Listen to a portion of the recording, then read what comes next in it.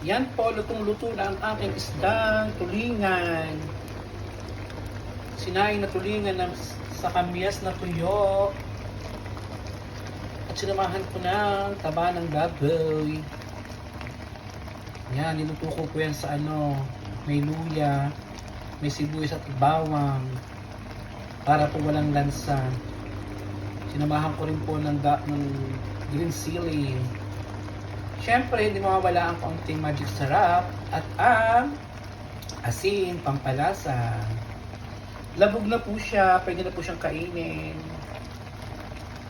Yan po. Babawasin ko na ang patis, tapos aking iigahin na para hindi siya mapanis agad. Yan. Bawasin ko na ang patis para iigahin ko para hindi siya mapanis. Thank you Lord for the blessing. Day off.